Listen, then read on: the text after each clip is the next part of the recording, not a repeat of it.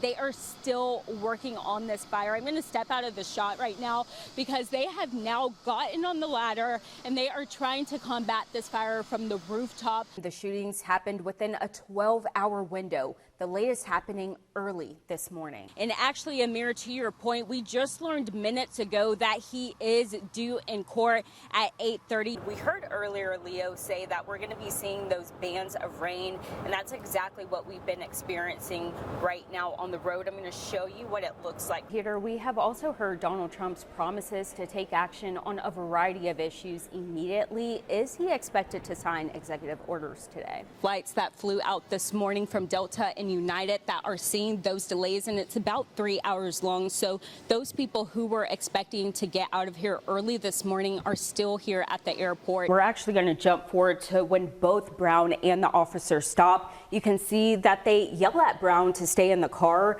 Brown walks away from officers, and that's when they tackle him to the ground. You can still smell burning in the air, and although the foundation of this house is still standing, everything else this family can't get back. Our very own Patsy Montesino spoke with Bowers over the phone, who said this reminds him of the last time he ran and lost. He said it was, quote, fishy back then and now.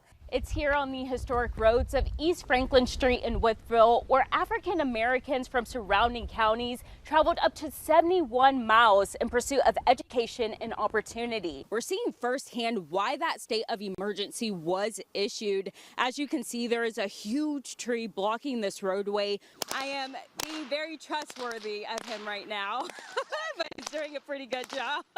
The world watched moments ago as Pope Francis's body was brought to the Basilica of St. Mary Major for burial. Tens of thousands of mourners gathered in Vatican City this morning to bid a final farewell to Pope Francis. If y'all remember me, Nisi, and Leo's conversation a few months ago about how you eat your wings properly, I need y'all to go back, take some notes, and make sure that's what y'all are doing at this wing fest. Come on. I've described it as a nightmare that you can't wake up from. What was supposed to be a happy occasion turned into agony. 21-year-old Caitlin Blankenship and her fiance Clay Mayberry were finally meeting their baby girl after being in the hospital for 2 weeks due to severe preeclampsia and hypertension. The whole time it was, I can't wait to go home. Cannot wait to go home. And then my blood pressure had spiked and they're like, you're gonna have her. Born at 30 weeks on May 24th, 2024, only 2 pounds, 1 ounce, Tegan Mayberry was welcomed into the world. My whole time there was pretty much traumatic, you know, having to fight to keep the baby alive and getting like maybe 2 hours of sleep a day.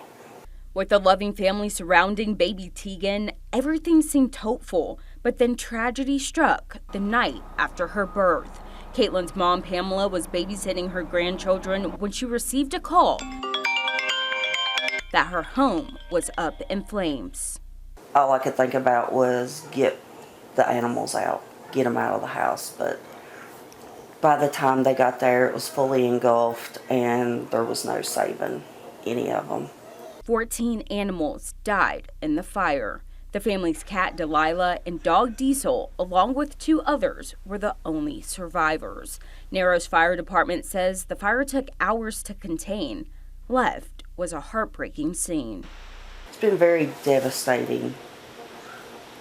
I barely remember the drive down. I was just so emotional, and I cried for days.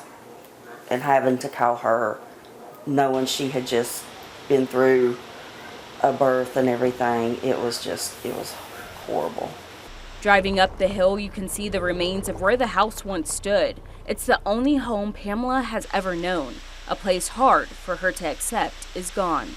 This is the first time I've come this close to everything. I just haven't been able to bring myself to come and actually look at the damage up close. It's just too much. You can still smell burning in the air, and although the foundation of this house is still standing, everything else this family can't get back, and the cause of the fire is still unknown. Kitchen appliances and a fireproof lockbox burnt among the rubble, along with family pictures and items passed down through generations. Without a home, Pamela is staying with her son, Caitlin and Clay, by the hospital to be near their little fighter in the NICU. She's doing great, and the fact that she is breathing on her own now is just such a miracle. After some time, Pamela says she plans to rebuild on the property, one day giving back to the community that supported them through this tough time. On what's now 17 acres of land in Bedford County sits a structure with so much history to tell, a slave dwelling made of wood that's still standing shy of 200 years. It's a double pen style dwelling. One part of it was built in the 18-teens, and then the second part was actually built in the 1830s. Most slave structures are no longer standing or surviving in the state just due to the nature of their construction.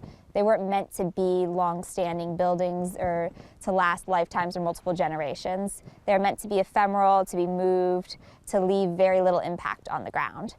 The owners of the former plantation known as Ivy Cliff, Sophie and Mike Taylor, didn't want to be on camera, but say they bought the land in 2021.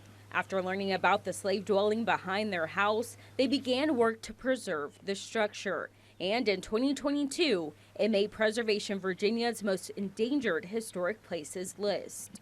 Fewer than 100 that are left, and if you think about, there were tens, if not hundreds of thousands of these structures built.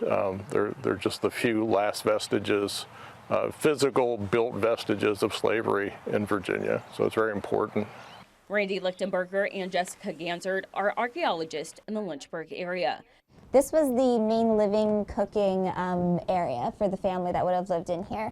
After conducting excavation work on the land, it's believed 4 slave dwellings were once standing side by side. Up to 12 slaves could have lived in each dwelling at a time. Slave dwellings, most of the time, were actually built by the enslaved people that would have gone on to live in there. So they would have been sent to build them wherever their work was. Inside the structure, architectural remains have been found that include symbols of African religion. Most of the people that were brought over from Africa were of 3 ethnic groups: Yoruba, Igbo, or Kanga. All 3 shared a similar belief in the god of ironworking. And so having iron nails that are hand wrought, and especially in the pattern of 3 with X's and 3 rows of X's, that really is a powerful symbol of hoodoo to keep away bad spirits and people who wish harm on those who are living inside. Walking through the dwelling, Jessica points out a valuable treasure uncovered beneath the dust. What we can see here that has survived in our hearth is the name James with a backwards J.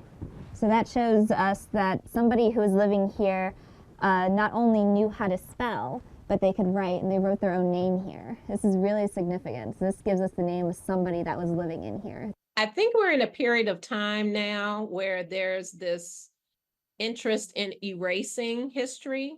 I think being able to research Ivy Cliff gives us an opportunity to learn about a fuller history. The Taylors have a goal of opening the dwelling to the public for educational purposes. They continue to apply for funding that will allow the team to dig up the past. And we wanted to do an excavation to find a potential subfloor pit. A subfloor pit is similar to a root cellar. It's a pit for storage underneath the floor, and it was used by enslaved individuals to keep personal artifacts, personal items. So if we get that grant in, we'll be able to crawl underneath these floorboards here and find something that'll tell us even more about the daily life of the enslaved people that lived here.